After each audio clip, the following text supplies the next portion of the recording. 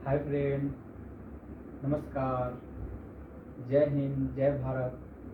कैसे हो? हम उम्मीद करते हैं कि आप अच्छे होंगे। आज आपके सामने फिर से भूगोल से संबंधित एक टॉपिक लाया हूँ। अक्षांश किसे कहते हैं, अक्षांश कितने होते हैं, अक्षांश की दिशा क्या होती है, इन सभी के बारे में आज हम लोग चर्चा करेंगे। तो चलिए पहले अक्षांश किसे कहते हैं ये पहले समझ लीजिए। पृथ्वी जो है कि किसी भी स्थान की पृथ्वी से विषुवत रेखा से ली गई कोणीय दूरी को हम अक्षांश कहते हैं। नहीं समझे? समझिए, पृथ्वी है, उसके किसी स्थान है, उस स्थान से पृथ्वी के विषुवत रेखा है, विषुवत रेखा के बीच के कोणीय दूरी को क्या कहते हैं? अक्षांश कहते हैं। जैसे समझना, ये विषुवत रेखा है 0 डिग्री, 0 डिग्री से ऊपर क्या कहेंगे इसको? पृथ्वी के किसी भी स्थान, कोई भी स्थान है, पृथ्वी के विषुवत रेखा से ली गई कोणीय दूरी को हम क्या कहते हैं? अक्षांश कहते हैं। माने विषुवत रेखा से जितने भी ऊपर जाएंगे, जितना भी ऊपर जाएंगे वो क्या हो जाएगा? ऊपर जाएंगे तो यहाँ पे कोण बनेगा, यहाँ पे कोण बनेगा, यहाँ पे तो कोणीय दूरी को हम क्या कहेंगे? अक्षांश कहेंगे।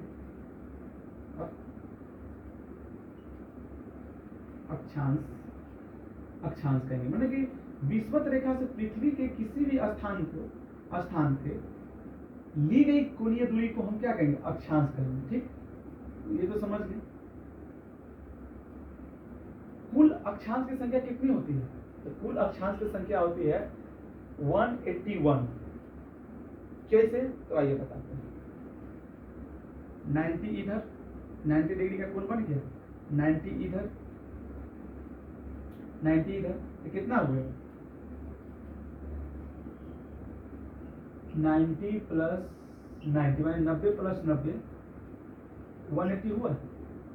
एक यहाँ पे है तो कितना हुआ? 11 1, तो 181 हुआ। तो मतलब कि कुल अक्षांशों की संख्या कितनी होती है? तो 181। अब इसमें पूछ देता है कि कुल द्वितीय अक्षांश की संख्या कितनी होती है?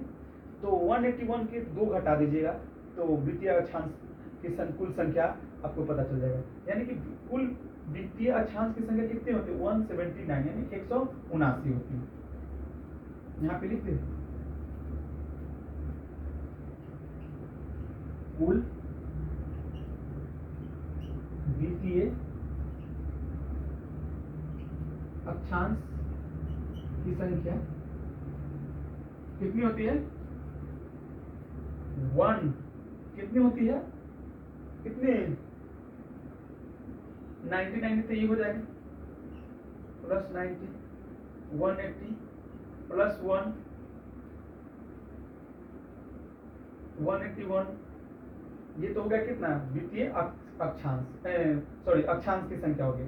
लेकिन 2 अक्षांश नहीं होगा। कौन? यहाँ पे, यहाँ पे नहीं, क्योंकि अक्षांश क्या होता है? वृत्त बनाता है, एक अंदर से वृत्त बनाता है। हमको ग्लोरा में तो बता देते हैं कैसे कैसे वृत्त बनाता है। ये ऐसे करके ऐसे वृत्त बनाती है। तो ऐसे करके वृत्त बनाएगी तो यहाँ पे तो जगह रहेगा नहीं। यहाँ पे जगह नहीं रहने के कारण क्या होगा? यहाँ पे वृत्त बनेगा नहीं। तो यहाँ पे एक वृत्त की संख्या कम गई, एक अक्षांश द्वितीय की संख्या कम गई और एक द्वितीय की संख्या कम गई। तो यहाँ से -2 घटा देंगे तो कितना हो जाएगा? 179। ये हो जाएगा कुल अक्षांश। देखिए, आपको पता होगा कि सूरज कर्क, मकर से कर्क, मकर से कर्क, कर्क से मकर ट्रेवलिंग करते रहती है, मैंने आते जाते रहती है।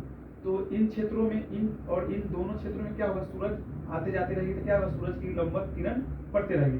इस कारण क्या होगा? उन क्षेत्रों में गर्मी होगी। गर्मी होगी तो गर्म क्षेत्र कहेंगे। तब ये भूगोल वाला कह दिया क्या कि उष्ण कटिबंधीय क्षेत्र। तो ये क्या हो जाएगा? उष्ण कटिबंधीय क्षेत्र। क्योंकि यहाँ पे सूरज की, ये भी यहाँ पर भी वही होगा, क्योंकि सूरज के किरण क्या पड़ता है? लंबवत पड़ती है। और ये क्षेत्र क्या किसे कहते हैं? इस क्षेत्र को क्या कहते हैं? यहाँ पे सूरज, आपको पता है कि कर्क रेखा और मकर रेखा के बाहर सूरज की रोशनी लंबवत नहीं पड़ती है।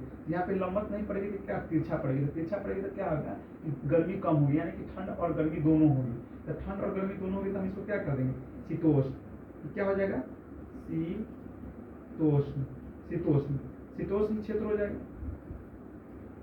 ये क्या होगा? शीतोष्ण क्षेत्र, शीतोष्ण क्षेत्र हो जाएगा। और जहाँ पे सूरज की किरण साफ नहीं पड़ती, जहाँ पे नहीं पड़ेगी क्या होगा? ठंडा हो जाएगा। इसको क्या कहेंगे? शीत। शीत, कटिबंधी, कटिबंधी क्षेत्र। समझ गए? सिंपल है।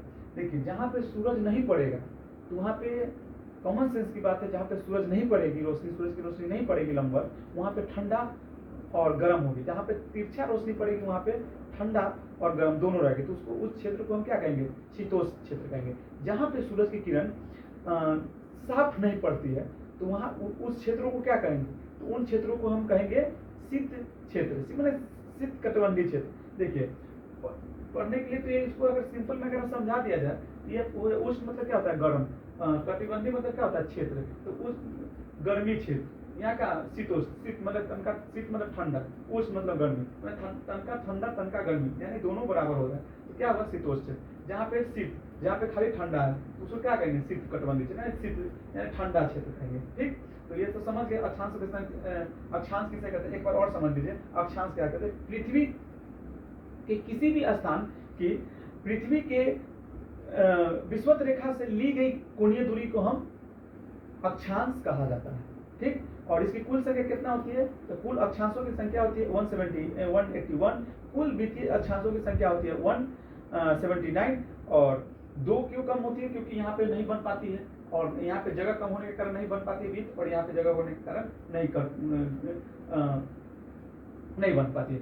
भारत के बीचों बीच कर्क रेखा गुजरती है 23.5 डिग्री पर, इसलिए अब 23.5 डिग्री पर भारत के बीचों बीच कर्क रेखा घुसती है, जो कहाँ से घुसती है? गुजरात हो गया, राजस्थान हो गया, मध्य प्रदेश हो गया, ये सब होते हुए जाएगी वहाँ पे त्रिपुरा, ये सब उधर चल जाएगी पूर्वोत्तर रास्ता। तो इन क्षेत्रों में क्या होगा? तो भारत के इन क्षेत्रों में क्या होगा? विषुवत, वहाँ पे सूरज लंबवत पड़ेगी। तो जिस महीना में सूरज लंबवत पड़ेगी उस माह में क्या होगी? गर्मी ज़्यादा होगी। जहाँ पे सूरज की स्थिति जब नीचे आ जाएगी तो यहाँ पे ठंडा हो जाएगा। तो ठंडा होने के कारण क्या होगा कि उस क्षेत्रों में ठंडा के मौसम आएगा। तो इसीलिए देखते हुए कि गर्मी ठंडा मौसम में परिवर्तन होते रहता है। ठीक, और क्या बता दूँ? हाँ, बस थैंक यू सो मच। अगर समझ में आए तो कमेंट कीजिएगा।